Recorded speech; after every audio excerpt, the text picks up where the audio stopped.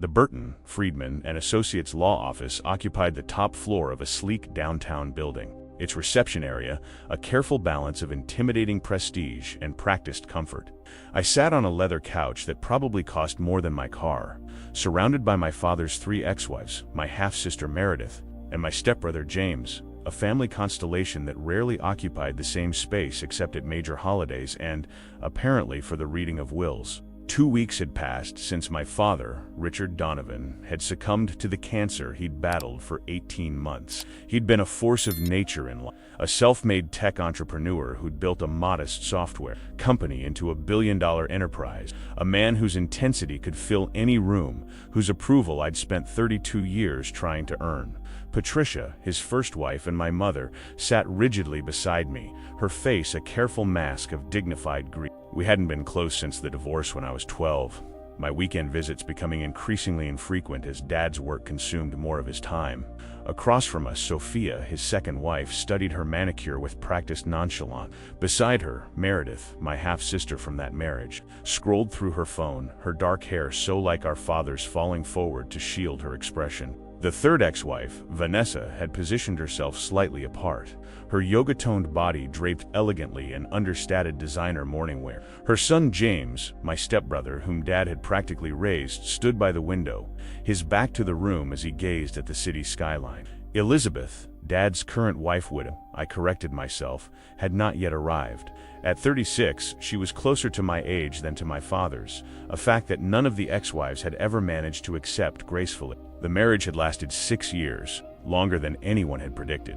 "Mrs. Donovan has just arrived," the receptionist announced, and we all turned to watch Elizabeth enter, impeccably dressed in a black suit, her composure betrayed only by the slight redness around her eyes. The atmosphere in the room shifted palpably, cool assessment radiating from the ex-wives, while Elizabeth nodded politely to everyone, her gaze lingering briefly on me with a hint of genuine warmth. Of all my father's partners, she had made the most consistent effort to connect with his children. "Mr. Burton will see you now," the receptionist said, gesturing toward a large conference room visible through glass doors. As we filed in, I noticed the unusual setup. A large screen had been mounted on one wall, and a laptop sat open on the polished conference table. Jonathan Burton, my father's longtime attorney, stood as we entered, his expression giving nothing away. "Thank you all for coming," he began before we proceed with the formal reading of the will. "Richard left specific instructions for you to view something first." He pressed a button on the laptop, and the screen flickered to life. My father's face appeared on the screen, startlingly alive despite the knowledge that he was gone. He sat in his home office, the bookshelves I knew so well visible behind him. He looked thin but composed, his signature intensity undimmed even as cancer had whittled away at his physical presence. "If you're watching this," he began, his voice steady, "then I've lost the battle with this damn disease. Not exactly how I plan to exit, but we don't always get to choose our ending." A small surprised sound escaped my mother. In the corner of my vision, I saw Elizabeth press her fingertips to her lips. "Jonathan will explain all the legal details of my will after this video, but I wanted to speak to you directly first. Some things are better said face to face, even if one of those faces is just a recording." Dad shifted slightly in his chair, leaning forward as if to better connect through the screen. It was a gesture I recognized from countless business dinners and family discussions, his way of signaling that what came next mattered. "I've had 18 months to think about the diagnosis. That's a luxury many don't get. During that time, I've reflected on what I built, what I achieved, and what I failed at. The business successes, they're easy to measure. The personal ones, double quotes." He paused, something vulnerable crossing his features. "Those are more complicated to evaluate." My gaze dropped briefly to my hands, recognizing the understatement. My father had built an empire and left a string of broken relationships in his wake. Even those of us who maintained connections with him had learned to accept the scraps of attention he offered between his all-consuming focus on work. "I've made provisions for each of you financially," he continued. "You'll get the details shortly, but money is the least interesting thing I have to leave. What matters more are the lessons, both the ones I learned too late and the one I hope you'll take forward." He looked down briefly, consulting notes that weren't visible on camera. When he looked up again, his expression had softened in a way I rarely saw in life. "Patricia," he addressed my mother directly, causing her to stiffen beside me. "We were too young, and I was too ambitious. You deserved better than a husband who saw marriage as something to fit in around work. You were right to leave, though I was too proud to admit it at the time. My mother's sharp intake of breath was the only sound in the room. In 30 years, I had never heard my father acknowledge his role in their divorce. Thomas, he continued, turning his gaze to where he knew I would be sitting, you were the casualty of that failed marriage, and for that, I am deeply sorry. I told myself my financial support was enough, that weekend visits were sufficient. I was wrong. You needed a father, not a provider who occasionally showed up for the highlights of your life.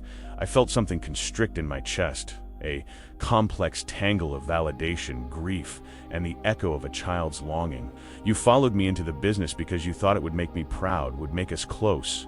The truth is, I was already proud of you, of your integrity, your thoughtfulness, qualities I often lacked. I should have told you that. I should have encouraged you to find your own path, not shadow mine. The words I'd waited decades to hear, now delivered too late to build upon. Sophia, he shifted to his second wife. You put up with my worst years when the company was taking off and I was working 100-hour weeks. You supported me, then resented me, both with good reason. I was physically present but mentally absent for most of our marriage. Across the table, Sophia's carefully maintained expression cracked slightly, her eyes brightening with unshed tears. Meredith, he addressed my half-sister, who had finally set down her phone and was watching with uncharacteristic stillness. You got even less of me than Thomas did, and you deserve so much more.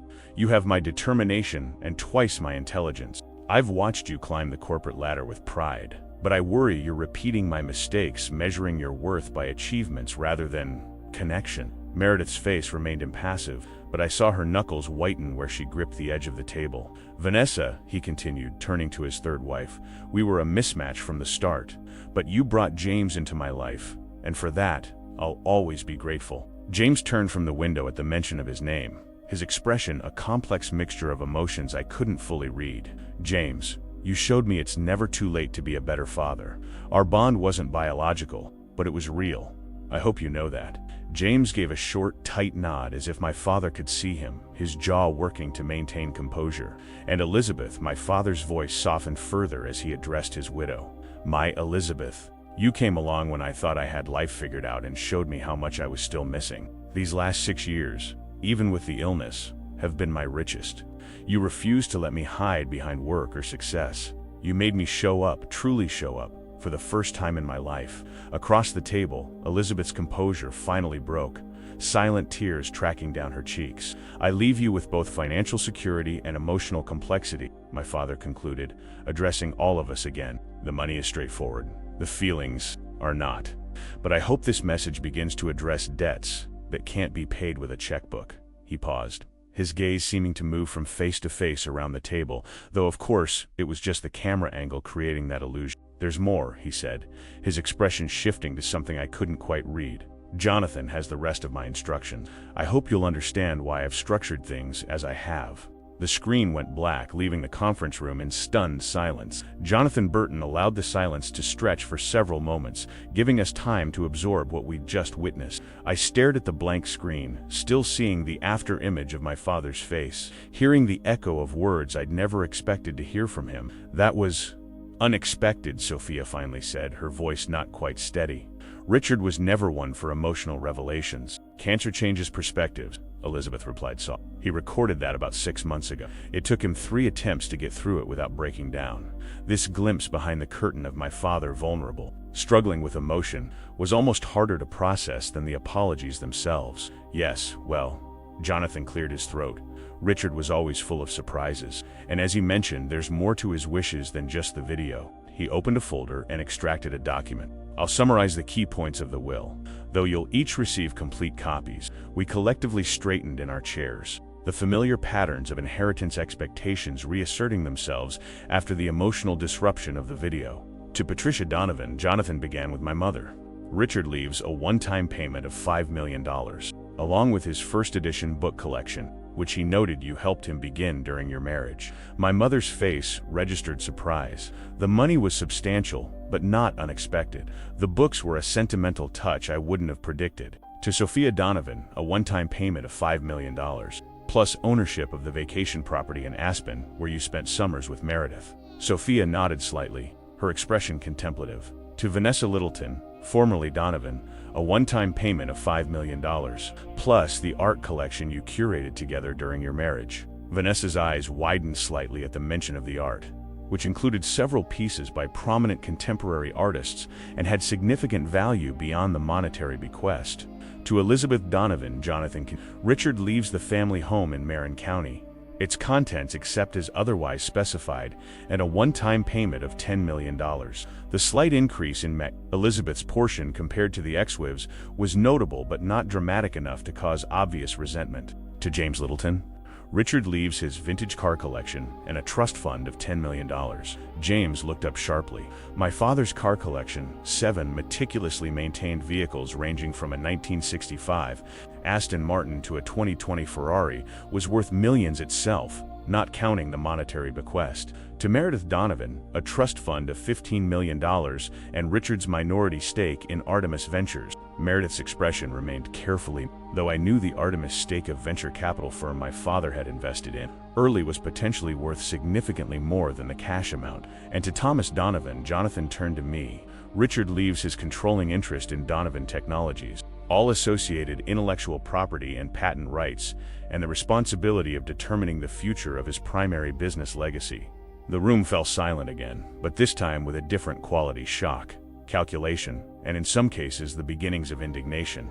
I felt the weight of every game. My father had built Donovan Technologies from nothing to a company valued at over $3 billion. While we had all expected to receive portions of his estate, no one had anticipated he would leave controlling interest in his life's work to just one heir, particularly not to me, who had left the company 2 years earlier after a heated disagreement about its direction.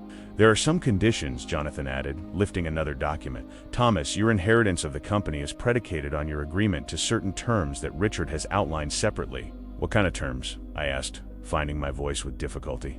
Before we get to that, Jonathan replied, Richard specified that I should play the second part of his message. He turned back to the laptop, and once again, my father's face appeared on the screen. But this time, he wasn't in his office. He sat on the deck of his Marin County home, the Golden Gate Bridge visible in the distance, the setting sun casting him in warm light. If Jonathan is playing this second message, then you've just learned about the distribution of my estate.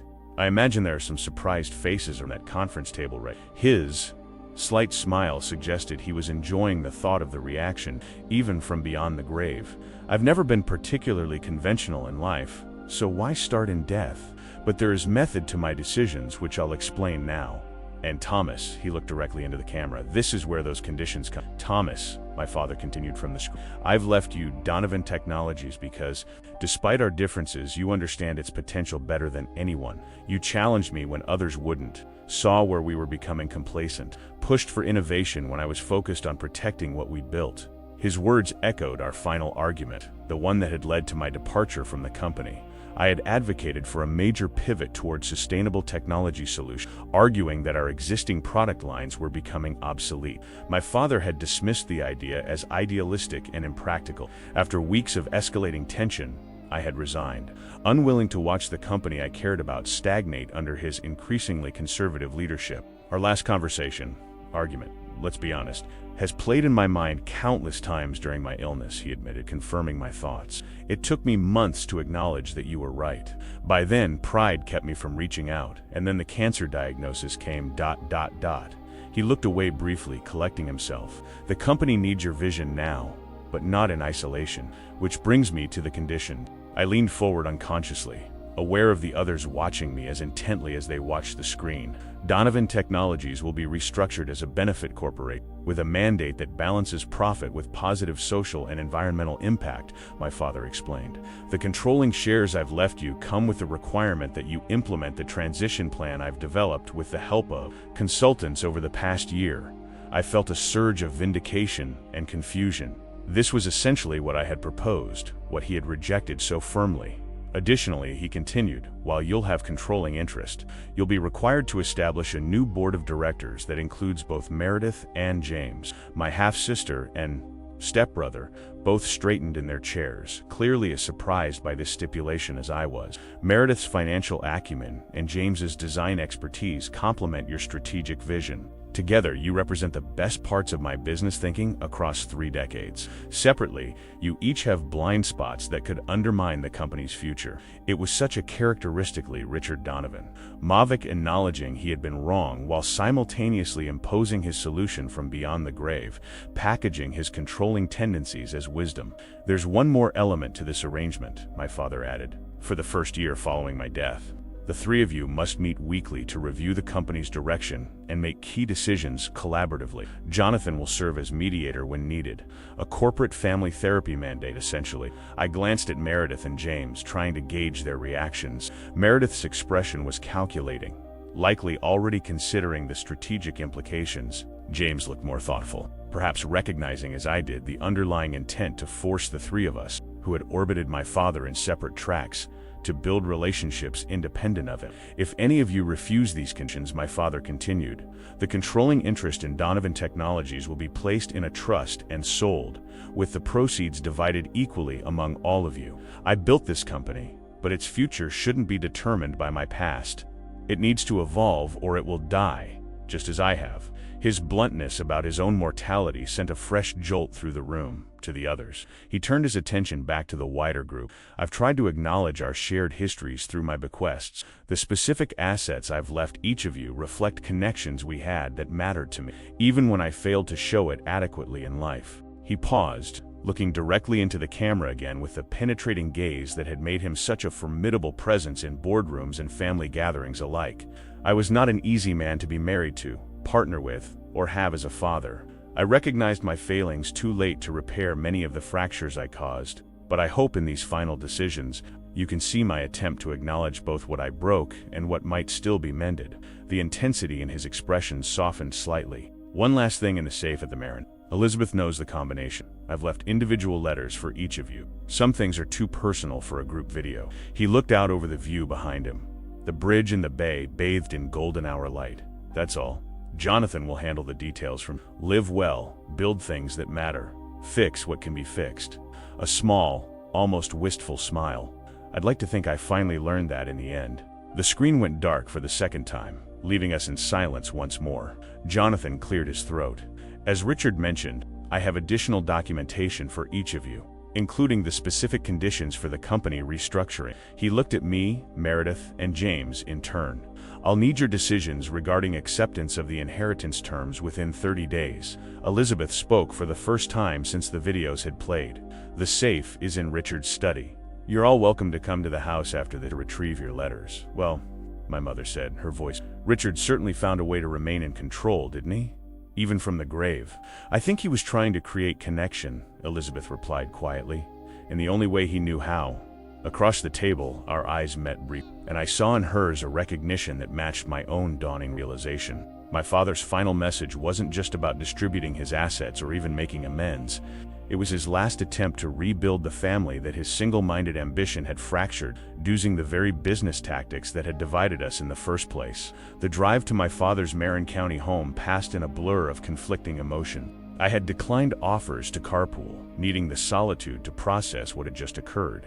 The familiar route across the Golden Gate Bridge Drive I had made countless times for Sunday dinners, holiday gatherings, and tense business discussions now felt like a passage between my old understanding of my father and something new emerging. Through his posthumous revelations, Elizabeth had gone ahead to prepare the house, while the others were following in their own vehicles. Our odd family caravan connected by a man no longer present except through his calculated final instruction. The house came into view as I rounded the final curve of the private rhoda-modernist structure, of glass and redwood perched on the hillside, offering panoramic views of the bay. My father had designed it himself, working closely with the architects to create a space that embodied his particular vision, ambitious but not ostentatious, impressive without being showy. I parked beside Elizabeth's Tesla in the circular driveway. By the time I reached the front door, I could hear other cars approaching behind me. Elizabeth opened the door before I could ring the bell. "Thomas," she said warmly, stepping back to let me enter. "Come in. I've opened the safe already." The foyer opened into the great room with its wall of windows framing the view that had appeared in the background of my father's second video message. The space felt different now, emptier somehow, despite the unchanged furnishing. "How are you holding up?" I asked Elizabeth as we moved into the room. Her eyes were red-rimmed, but clear. Processing, she replied with a small smile. Like everyone else, I suspect, that video was not what I expected, even though I knew he'd recorded something. He didn't tell you what he was planning with the company? She shook her head. He discussed some of his thinking about the inheritance in general terms, but he kept the specifics private. Said he didn't want to put me in the position of having to keep secrets from all of you during his final months. That consideration, protecting Elizabeth from potential family tensions even as he crafted a plan likely to create them, was characteristically contradictory of my father. The front door opened again as the others began to arrive. Within minutes, we were all gathered awkwardly in the great room, the expansive space somehow feeling insufficient for the emotional currents flowing between us. "The letters are in the study," Elizabeth said, leading us down the hallway to my father's home office. The room was exactly as I remembered it. One wall lined with bookshelves, another with framed patents and company milestones. The massive desk positioned to take advantage of the view while still maintaining the powerful impression my father had always cultivated. On the desk sat 6 envelopes, each bearing a name in my father's distinctive handwriting. Elizabeth gestured to them. He organized everything meticulously in his final weeks. The letters, the videos, the legal documents, all prepared with typical Richard precision.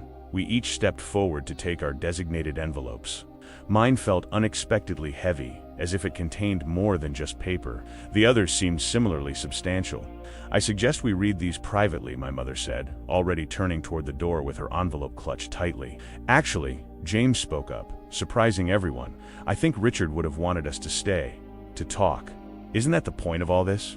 His gesture encompassed the room, the house, the elaborate posthumous instructions we'd just received. "I agree with James," Elizabeth said quietly. "There's coffee and food in the kitchen. Take whatever time you need with your letters, but perhaps we could reconvene afterward?" Richard created this moment for a reason. Meredith looked skeptical. "Family therapy by proxy? That's a bit presumptuous, even for Dad."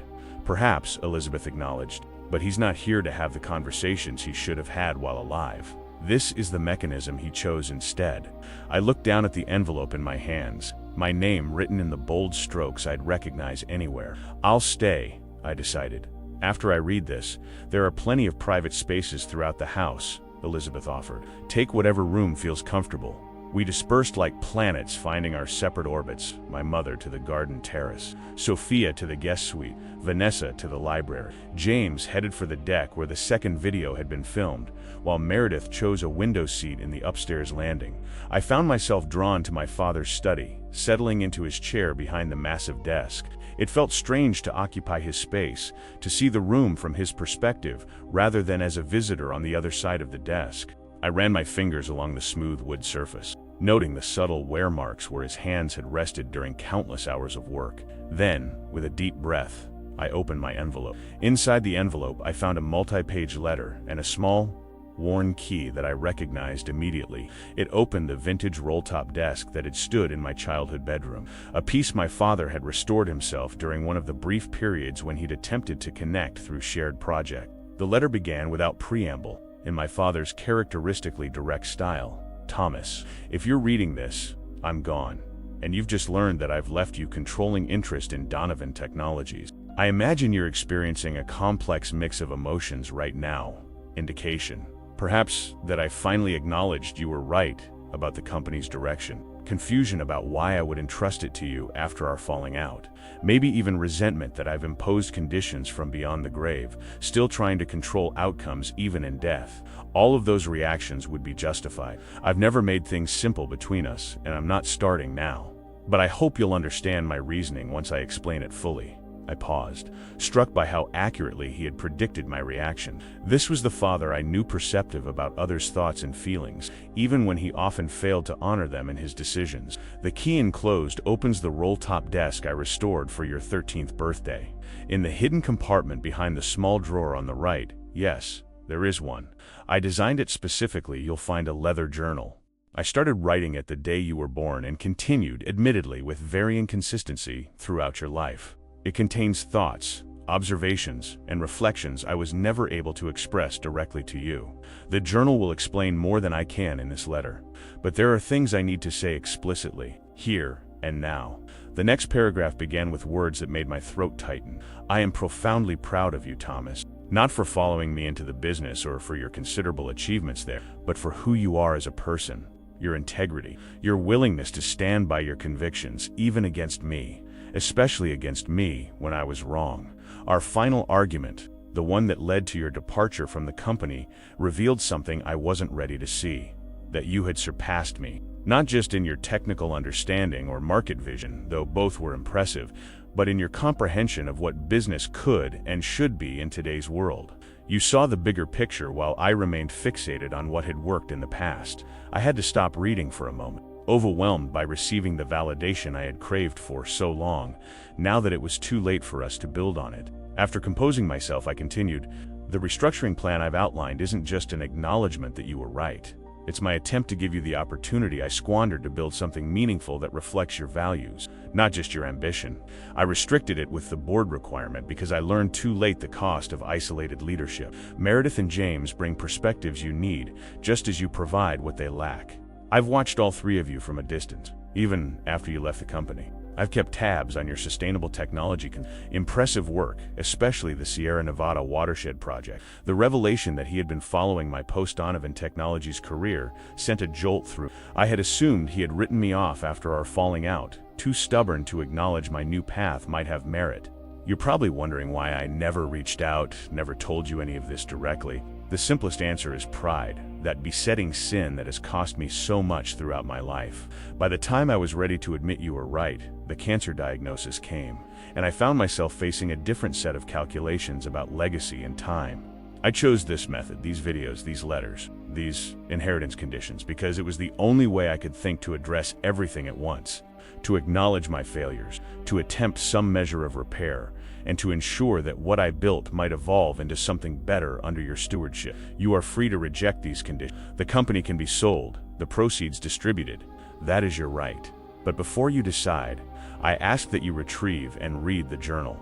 Understand the father I tried to be, failed to be, and wished I had been. Whatever you choose, know this: my greatest creation was never Donovan Technologies. It was the moments when I managed, however imperfectly, to be your father. With love and regret for time wasted, Dad, I set the letter down, aware of tears tracking silently down my face. Through the study windows, I could see the others scattered around the property, each absorbed in their own posthumous conversations with Richard Donovan, each receiving, perhaps, some version of what they had needed from him in life. The small key felt heavy in my palm, literal and figurative key to understanding the man whose shadow had defined so much of my existence. I remained in my father's study for nearly an hour, reading and rereading his letter, examining the key that promised further insights, and gazing out at the view he had chosen to frame his final video message. The same panorama he had looked at daily while building his empire, while making decisions that shaped all our lives, while contemplating his legacy during his final months. Eventually, a soft knock at the open door drew my attention. Elizabeth stood in the doorway, a mug of coffee in each hand. "Thought you might need this," she said, offering one to me. "Thank you." I accepted it gratefully, realizing I was emotionally and physically drained. Elizabeth settled into one of the chairs across from the desk, my usual spot during our interactions in this room. The role reversal wasn't lost on either of us. "How are you doing with all this?" she asked after a moment. I considered the question seriously, processing, overwhelmed, grateful and angry in equal measure that he finally said things I needed to hear, but only after it was too late to respond. She nodded, understanding. That was Richard's profound emotional insight delivered with terrible timing. The observation startled a laugh from me, breaking some of the tension. "That's exactly it. How are the others doing?" "Various stages of the same," Elizabeth replied. "Your mother left already, said she needed time to think. Sophia's in the kitchen stressed baking something complicated. Vanessa's doing yoga on the deck. Meredith's making phone calls to her therapist, I think. And James is walking the property, looking at architecture details as if he's never seen them before. So we're all coping in our characteristic ways," I observed. "Richard would have predicted each response precisely," Elizabeth said with a sad smile. "He understood people better than he could manage his relationships with." The insight resonated deeply. My father had always been eerily perceptive about human behavior in the abstract, had made him an exceptional entrepreneur and negotiator, while simultaneously struggling with the actual humans closest to him. Did he ... I hesitated, unsure how to ask. In his final months, did he talk about his regrets? Elizabeth's expression softened, constantly, though it took time. At first, he was all business, organizing his affairs, ensuring the company would continue smoothly. But as the treatments failed and he accepted the inevitable, something shifted. He started talking about all of you, sharing memories, acknowledging mistakes, expressing pride he'd never communicated directly. She looked down at her mug. He was particularly haunted by his relationship with you. The argument, your departure from the company, the silence afterward. He kept drafting emails to you that he never sent. Why didn't he just call me? The question that had circled in my mind for months, now directed at the one person who might have an answer. Pride, initially, then fear of rejection, which he'd never admit, and finally, a different kind of pride. He didn't want your reconciliation to be about his illness, a deathbed manipulation. He wanted to fix things properly, with a clear acknowledgement that you had been right. But time ran out. The explanation made a painful kind of sense, consistent with the complex, contradictory man my father had been. So he created all this instead. I gestured to encompass the videos, letters, and inheritance structure. His posthumous attempt to say what he couldn't in life. Yes, Elizabeth confirmed. He worked on it obsessively in his final months. The videos, the restructuring plan for the company. He consulted with psychologists about the potential impact of his approach, if you can believe it. Richard Donovan, seeking therapy advice for the first time in his life, because he wanted to get his goodbye right.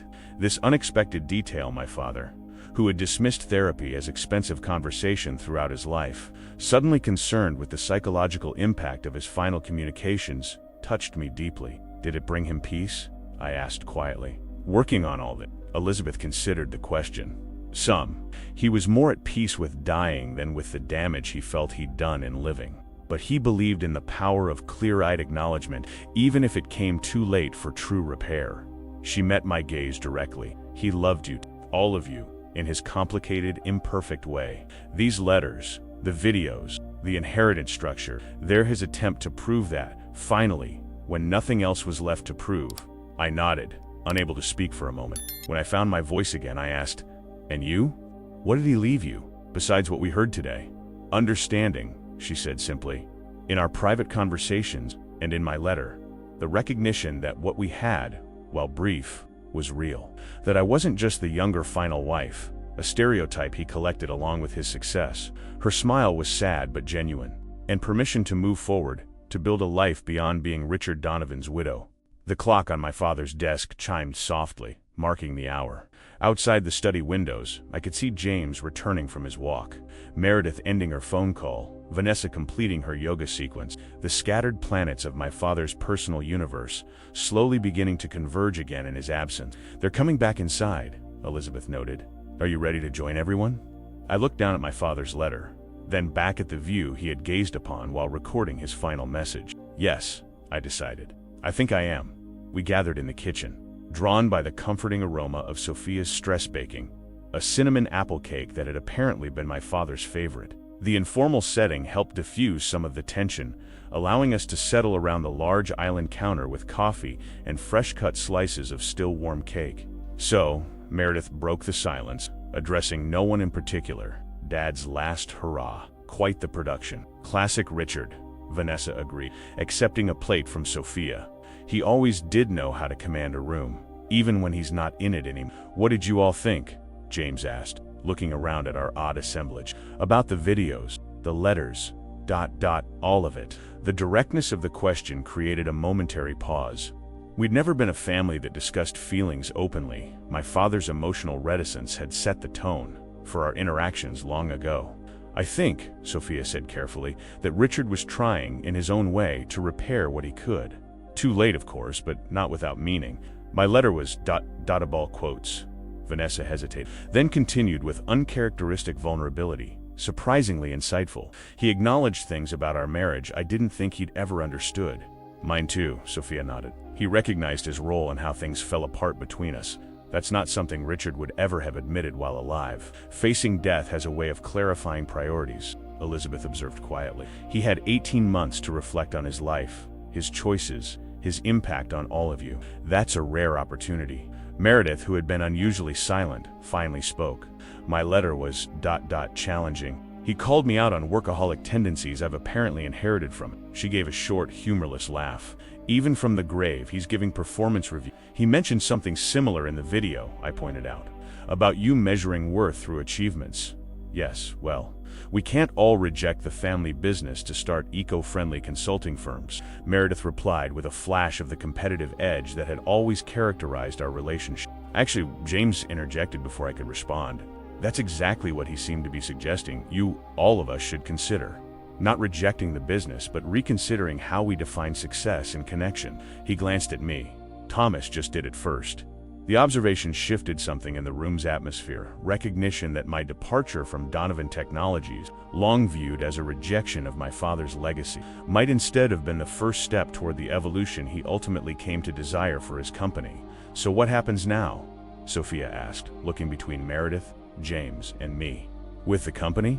Will you accept Richard's conditions? The question hung in the air, directing our focus to the most practical and immediate consequence of my father's posthumous interventions. I don't know yet, I admitted. I need time to think, to understand exactly what he was proposing with the restructuring. I'm interested, James said, surprising me. The design division has stagnated since I left 3 years ago. Dad's letter acknowledged he should have supported my vision for more sustainable materials and ethical supply chains. This was news to me. I'd known James had left his position as design director, but not the reasons behind his departure. What about you, Meredith? I asked my half-sister directly.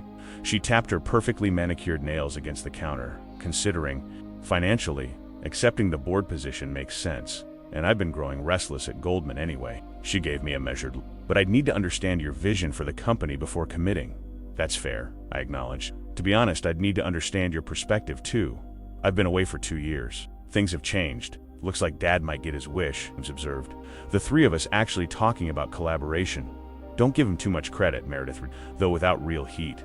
He manipulated us into this conversation from beyond the grave. True, I conceded, but maybe we needed the push. Elizabeth, who had been quietly observing our exchange, spoke up. Richard left something else for the three of you. It's in his home office, safe a detailed proposal for the company restructuring, including market analyses, sustainability impact studies, and financial projection. Of course he did, Meredith said, rolling her eyes. Micromanaging from the afterlife. Actually, Elizabeth corrected gently, he created 3 different versions of the proposal, anticipating different scenarios depending on your decisions. He was trying to provide resources without dictating outcomes. This thoughtful consideration, so at odds with my father's typically controlling approach, struck me deeply. The man revealed through these posthumous communications was both familiar and strangely new, as if death had allowed a more complete version of Richard Donovan to emerge. I'd like to see those proposals, I said. All 3 versions. Me too, James agreed. Meredith hesitated only briefly before nodding. Fine. Let's see what Dad's grand vision entails. As Elizabeth moved to retrieve the documents from the safe, I glanced around at the kitchen full of people connected by complicated bonds to my father and, by extension, to each other. We had never been a conventional family unit. Perhaps we never would be. But something had shifted today. Barriers lowered, truths acknowledged, possibilities opened. My father's face on that screen speaking difficult truths he had avoided in life, extending apologies and recognition decades overdue, had created a strange new space for authenticity among those he left behind.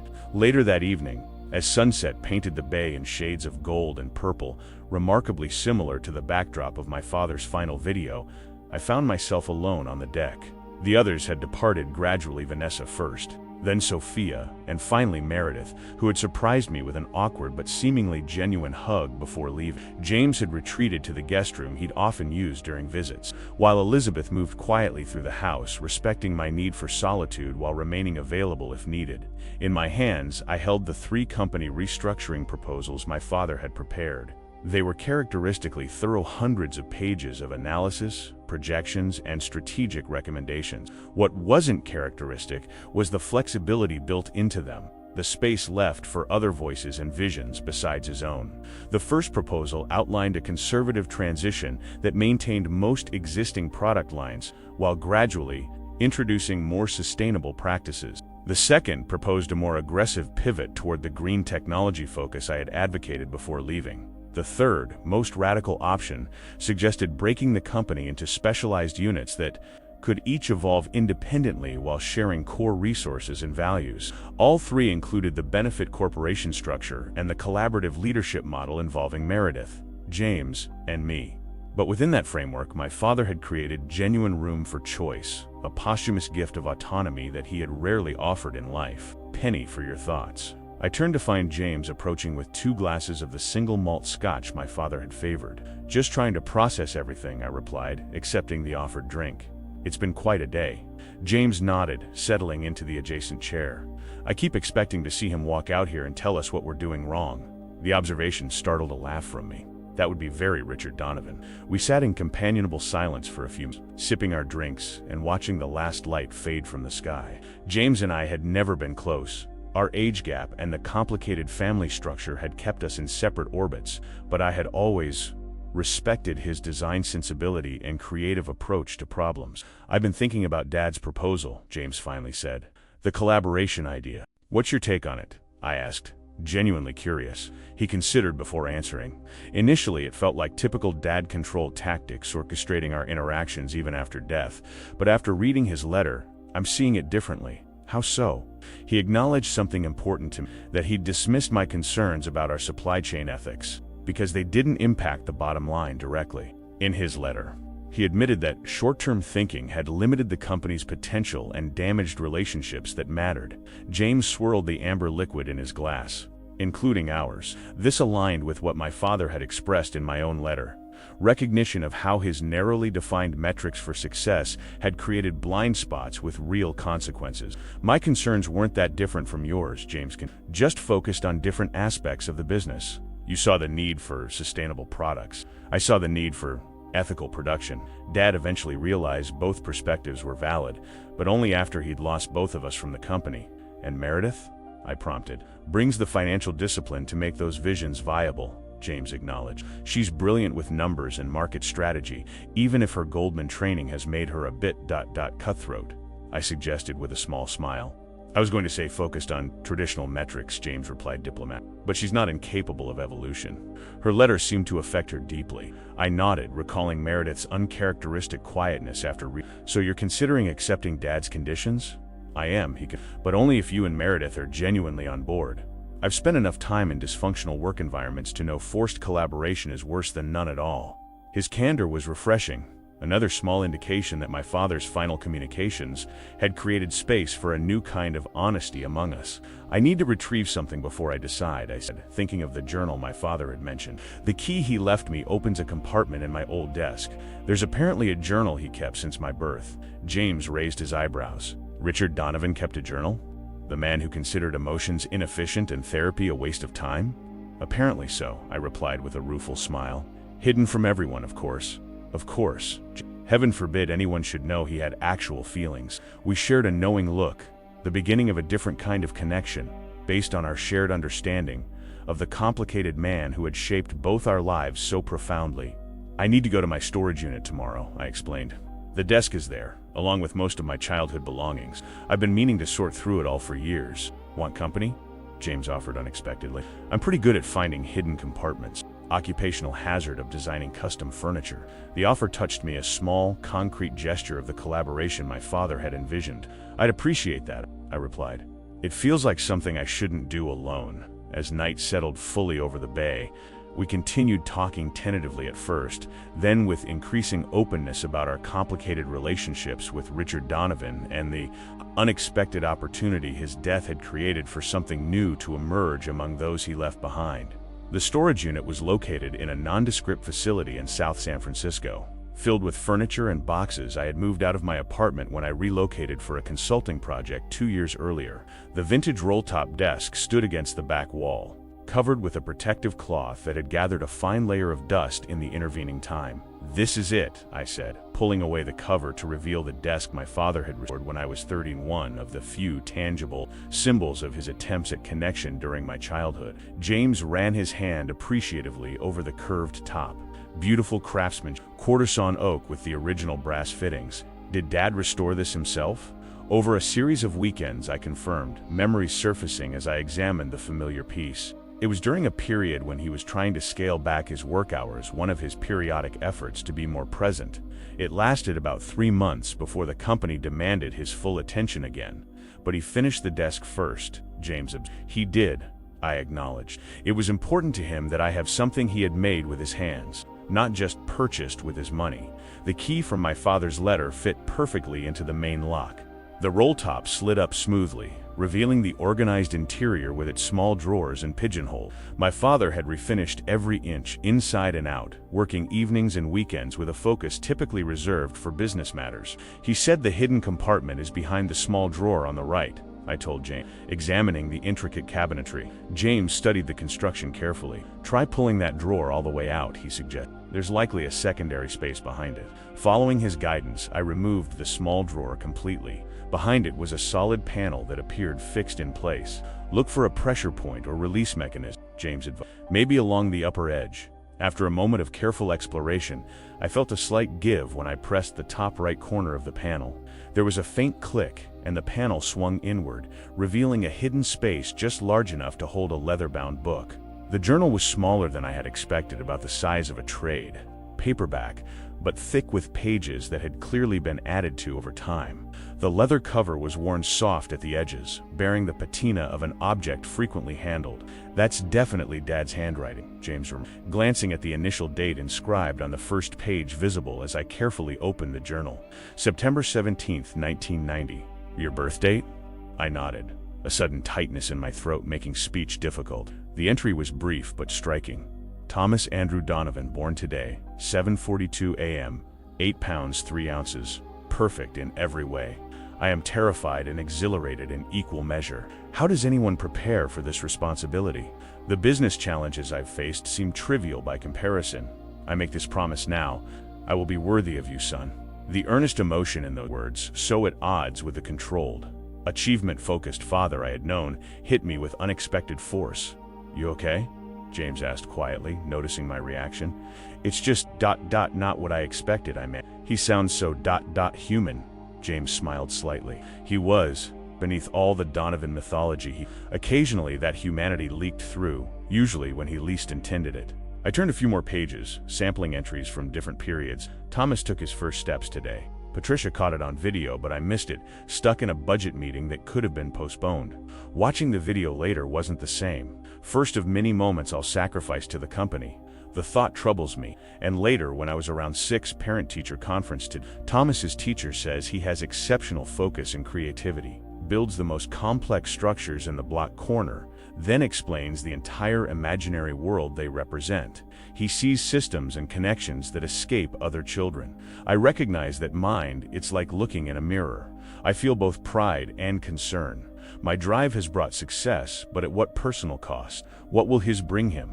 The entries continued chronologically, sometimes with gaps of months between them, other times with multiple entries in a single week. They documented not just milestones in life, but my father's private reflections on parenthood, his business, his marriages, his evolving understanding of success and legacy.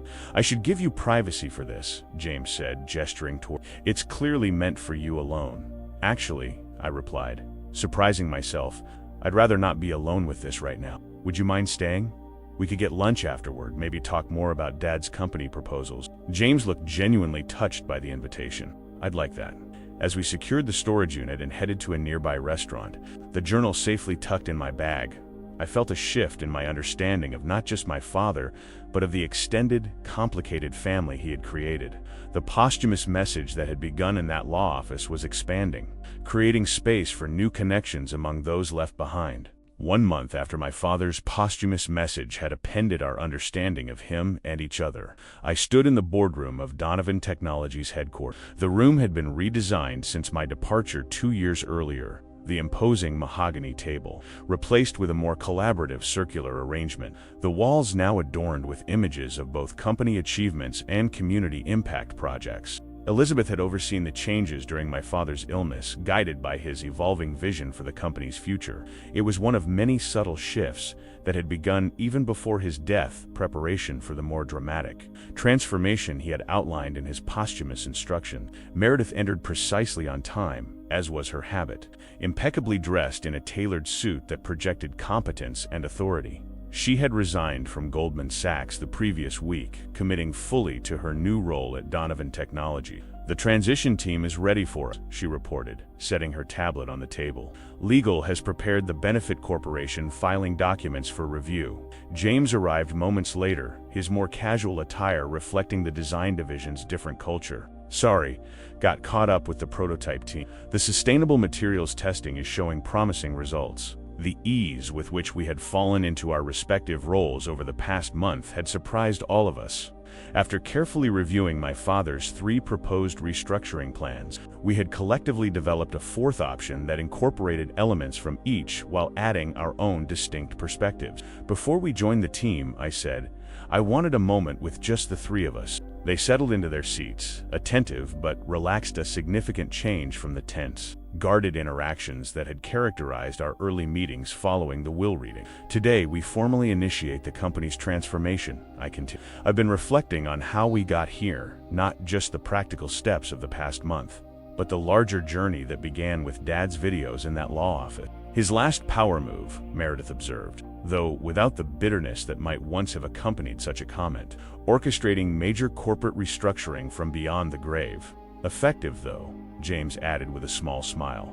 "We're all here, aren't we?" "That's exactly my point," I agreed. "Dad understood something essential about each of us, where we were stuck, what we needed to move forward, how we might complement each other if given the right structure and incentive." I placed my hand on the leather journal that had become my constant companion over the past month.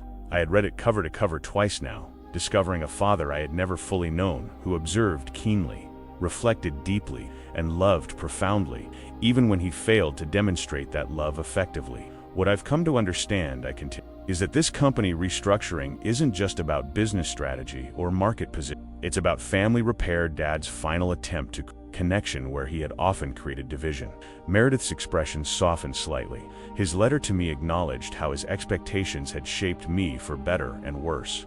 He saw how I'd internalized his singular focus on achievement at the expense of relationship. Mine recognized how he'd dismissed my concerns about ethical production as idealistic rather than essential, James added. He admitted that narrow thinking had limited both the company and our relationship. And mine, I hesitate, still moved by the vulnerability my father had finally shown in his letter and journal. Mine acknowledged that he had recognized the validity of my vision for the company's future, but pride kept him from admitting it until it was too late for us to collaborate directly. We sat with these acknowledgments, each processing our individual reconciliations with Richard Donovan's complex legacy. "So here we are," Meredith said finally, carrying out his vision while simultaneously creating our own. "I think that's exactly what he hoped for," I replied. "Not blind adherence to his plan, but thoughtful evolution informed by what he learned too late." James nodded. "The company is family therapy proxy. Effective corporate governance through psychological insight," Meredith added with a hint of her dry humor. "Very on brand for Dad, when you think about it." We shared a knowing smile, the beginning of a new kind of connection built on our shared understanding of the complicated man who had shaped all our lives so profoundly. A gentle knock at the door signaled that the transition team was ready for it. As we rose to begin the formal implementation of Donovan Technology's new chapter, I felt a sense of closure and opening simultaneously. The circle completed on one generation's story, while another's was just beginning to be written. My father's face on that screen 1 month ago, speaking difficult truths he had avoided in life, extending recognition decades overdue, had created space for something new to emerge from what he left behind. Not just a restructured company, but restructured relationship. Not just a material inheritance, but an emotional one finally acknowledged and claimed. "Ready?" I asked my sister and brother. They nodded, and together we moved forward to build upon the foundation Richard Donovan had left us stronger, now for having recognized both its flaws and its potential. 1 year to the day after Richard Donovan's posthumous message had transformed our understanding of him and each other, we gathered at his Marin County home for a private commemoration. The formal corporate memorial had happened months early, a well-attended industry event celebrating his business accomplishment and the company's evolution under new leadership. This gathering was different, intimate, personal, focused on the man rather than the mogul. Elizabeth had suggested the date and location, feeling it important to mark the anniversary thoughtfully. The house remained largely as my father had left it, though Elizabeth had made subtle changes that reflected her own tastes while honoring his presence. We assembled on the deck where my father had recorded his second video message, the view of the bay and bridge providing the same backdrop that had framed his final communication. A year of seasons had cycled through fall to winter, spring to summer, and now back to fall again, while we had navigated our own cycles of grief, understanding, and growth. Patricia, my mother, had accepted the invitation after initial hesitation. She and Elizabeth had developed an unexpected rapport in recent months, finding common ground in their shared experience of loving the complicated man who had connected them. Sophia and Vanessa had also come, each bringing unique perspectives on the Richard Donovan they had known. As sunset painted the sky in shades of gold and pink, Elizabeth raised her glass. To Richard, she said simply, who finally found a way to say what needed saying, even if the timing was characteristically his own. To Richard, we echoed, glasses lifting in the warm evening light. The company transformation my father had envisioned was well underway. Donovan Technologies had officially become a benefit corporation 6 months earlier, with a restructured board and leadership team that balanced profit with positive social and environmental impact. The collaborative model involving Meredith, James, and me had proven surprisingly effective, our complementary strengths creating a whole greater than its parts. More surprising than the business evolution, however, was the personal transformation that had occurred among those connected through Richard Donovan's life and death. Relationships long defined by competition, resentment, or polite distance had shifted towards something more authentic and supportive. I've been reading Dad's journal again, I shared, as conversation flowed around the outdoor dining table. There's an entry from about 15 years ago that feels particularly relevant today. I opened the worn leather book to a marked page. He wrote, "Business success is relatively straightforward. Identify opportunities, execute effectively, adapt to changing conditions. Human connection is infinitely more complex. I excel at the former and struggle with the latter, an imbalance that has cost me more than I can calculate. If I could go back and revise my definition of success, I would weigh these elements differently." A thoughtful silence followed this glimpse into my father's private reflection. "He did revise that definition," Elizabeth observed quietly. "Too late to repair all that was broken, but not too late to create possibility for what might still be mended. The company is his most visible legacy," Meredith added. "But I think this," she gestured to encompass our gathering, "might be the more meaningful one. A year ago, we could barely be in the same room without tension. Now we're finding our way toward being an actual family," James finished. "Complicated and imperfect, but connected in ways that matter." As darkness fell and lights from across the bay began to twinkle, I found myself standing at the deck railing, momentarily apart from the others. The journal rested in my hands, my father's most personal legacy, entrusted to me through that final, unexpected key. Elizabeth joined me, her presence comfortable in its familiarity. Over the past year, she had become a friend and ally, our shared connection to my father evolving into a relationship with its own independent value. "He would be pleased," she said softly, nodding toward the gathering behind us. "This is what he hoped might be possible, though I don't think he dared believe it would actually happen. The irony is that it probably wouldn't have happened without his death." "And that video message," I replied. "Some truths we couldn't hear from him in life became accessible once he was gone." Elizabeth considered this. Perhaps he understood that. Perhaps that's why he chose the approach he did, speaking from beyond, when pride and fear could no longer silence him. I thought about the father revealed through his journal and letters, a man who observed keenly, reflected deeply, and ultimately recognized the cost of opportunities missed and words unspoken. A man who had tried in his final act to create space for those he loved to connect in ways he had found difficult in life.